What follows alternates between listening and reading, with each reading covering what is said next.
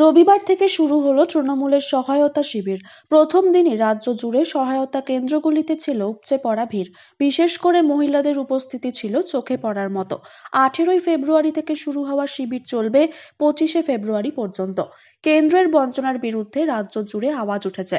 রবিবার ব্যারাকপুর 2 নম্বর ব্লকের মুড়াগাছা বিলকান্দা 2 নম্বর গ্রাম পঞ্চায়েত এলাকার সামনে বিলকান্দা 2 নম্বর অঞ্চল তৃণমূল কংগ্রেসের সহায়তা কেন্দ্রের শুভ উদ্বোধন করেন রাজ্যের কৃষি ও পরিষদীয় মন্ত্রী শোভনদেব চট্টোপাধ্যায়।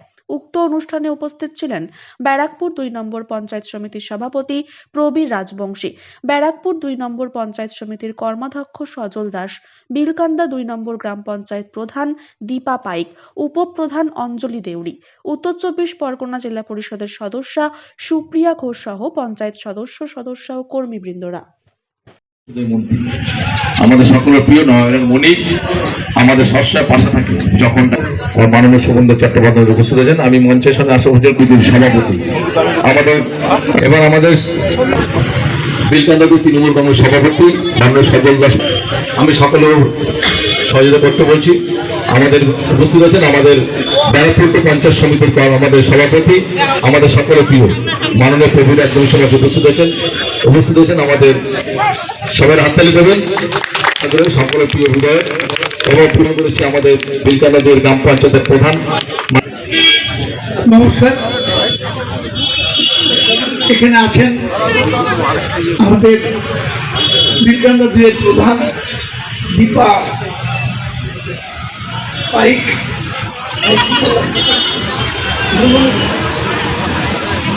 আছেন আমাদের পঞ্চায়েত সমিতির সভাপতি প্রবীর রাজবংশী, আছেন আমাদের পঞ্চায়েত সমিতির সঞ্চালক সজল দাস, আছেন জেলা পরিষদের সদস্যা মানবিক, যিনি আপনাদের স্বাস্থ্যসাথী কাজ করে দিয়েছেন, যিনি আপনাদের লক্ষ্মীর ভান্ডার করে দিয়েছেন, যিনি আপনাদের বাড়ির মেয়েকে কন্যাশ্রী দিয়েছেন, যিনি আপনাদের বাড়ির ছেলেদের যুবশ্রী দিয়েছেন, আপনার বাড়ির মেয়ের বিয়ে হওয়ার জন্য রূপশ্রী দিয়েছেন, এরকম অসংখ্য প্রকল্প মুখ্যমন্ত্রী করেছেন গরিব মানুষের জন্য। তিনি সিদ্ধান্ত নিলেন যে কোনো মূল্যে আমার পশ্চিম বাংলার, আর একে যে টাকাটা দেন এই টাকাটা ওদের টাকা নয়, আমাদের টাকা, আমাদের রাজ্য থেকে ট্যাক্স হিসেবে তুলে নিয়ে যায়, তার একটা ভার আমরা পাই, সেই টাকার অংশ। এটা যারা বিজেপি করে তাদের ব্যবসার টাকা নয়, এটা দেশে আমার টাকা, আমার দেশ থেকে নিয়ে যায়, তার টাকা আমার প্রাপ্য, জিএসটি বলে থাকে। সেই টাকা থেকেও পর্যন্ত বঞ্চিত করা হচ্ছে আমাদের দেশের মানুষকে, এটা অপরাধ। তাই মমতা বন্দ্যোপাধ্যায় ঠিক করেছেন যে আপনাদের প্রথমে আমরা হিসাব পেয়েছিলাম 21 লক্ষ, সেটা গিয়ে দাঁড়িয়ে গেছে 27 লক্ষ। সেই জন্য 7টা দিন দেরি হবে।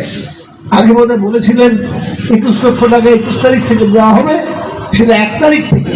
আমি যে ফর্ম পেয়েছি দেখুন একটু আপনারা, এই ফর্মটা এখানে অফিসাররা আছে, থাকবেন, পঞ্চায়েত প্রধান থাকবেন, সজল থাকবে, প্রফেসর থাকবে, সমারা থাকবে, থেকে এই ফর্মটা আপনারা ফিল আপ করে দেবেন। এই ফর্মটা ফিল আপ করলে আমরা রাজ্য সরকারকে ফর্মটা পাঠিয়ে দেবো, মুখ্যমন্ত্রীর হাতে পাঠিয়ে দেবো। আপনাদের ব্যাংকে অ্যাকাউন্টে ডাইরেক্ট টাকাটা চলে যাবে, ডাইরেক্ট টাকাটা চলে যাবে। আর যারা মাধ্যমে নেয় কারো হাতের মধ্যে দিয়ে নয়। আমি কৃষিমন্ত্রী, আমার দপ্তর 1,03,00,000 কৃষককে 10,000 টাকা, 4,000 টাকা দেয়, 10,000 টাকা দেয় বছরে। মাননীয় মুখ্যমন্ত্রী রেড রোডের যে ধর্ণা মঞ্চ থেকে যেসব সিদ্ধান্ত নিয়েছে, সাধারণ মানুষের প্রতি যে বঞ্চনা কেন্দ্রীয় সরকারের, যে কেন্দ্রীয় সরকারকে অনেক আশা ভরসা নিয়ে একবার নয় দুবার দিল্লির মসনদে বসানো হলো, সেই দিল্লির সরকার কিন্তু আজকে সাধারণ মানুষ, গরিব মানুষের, নিম্নবিত্ত মানুষের প্রতি। আমাদের গত 2-3 দিন আগে আপনারা জানেন, গত পরশুদিন মিটিং হয়েছে, আমাদের অভিষেক বন্দ্যোপাধ্যায় ডেকেছিলেন। সেই মিটিংয়ে অবশ্যই মমতা বন্দ্যোপাধ্যায়ের সঙ্গে আলোচনা করে এই সিদ্ধান্ত ঘোষণা করেছেন যে আমরা প্রত্যেকটা অঞ্চলে এই সহায়তা কেন্দ্র করবো, যেখানে 100 দিনের লোক কাজ করেছে।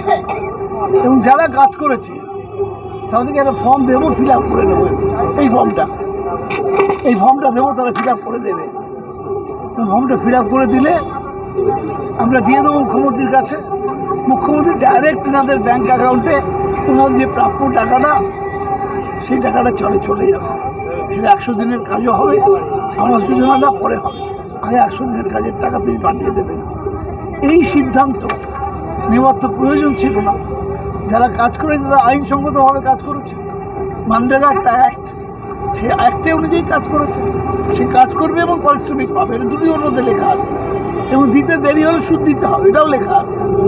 ফলে আজকে কেন্দ্রীয় সরকারের এই অমানবিক দৃষ্টি এই কাজের বিরুদ্ধে মমতা বন্দ্যোপাধ্যায় তার একজন বড় লোকের 1 লাখ টাকাও যদি না পায় খুব একটা ক্ষতি হয় না, কিন্তু এরা যে টাকাটা পাবে সেটা না পেলে এদের অনেক ক্ষতি হয়ে যাবে। তাই তিনি বলেছেন আমার রাজ্য সরকার এই গরিব মানুষদের টাকাগুলো তাদের পাঠিয়ে দেবে, যাতে তারা হাসি মুখে কাজ করেছিল, পারিশ্রমিক পেয়েছে, হাসি মুখে তারা জীবন ধারণ করতে পারে। তার জন্য প্রত্যেকের কাছে পাঠিয়ে দেবে।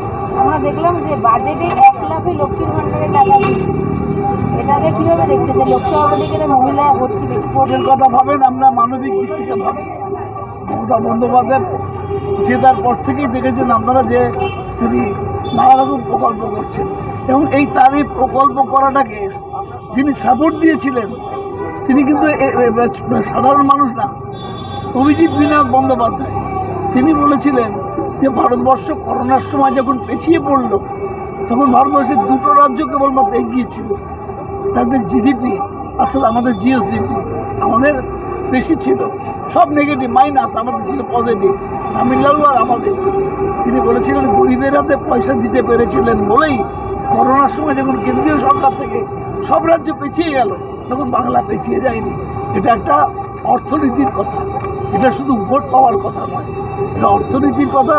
সেটা মমতা বন্দ্যোপাধ্যায় বিরাট বড় অর্থনীতিবিদ নয়, কিন্তু তার দূরদর্শিতা অনেক বেশি। তাই গরিব যাতে পয়সা পায়, গরিব যাতে বিভিন্ন প্রকল্পের সাহায্য পায়, তার জন্য তিনি চেষ্টা করে যাচ্ছেন। ঠিক আছে।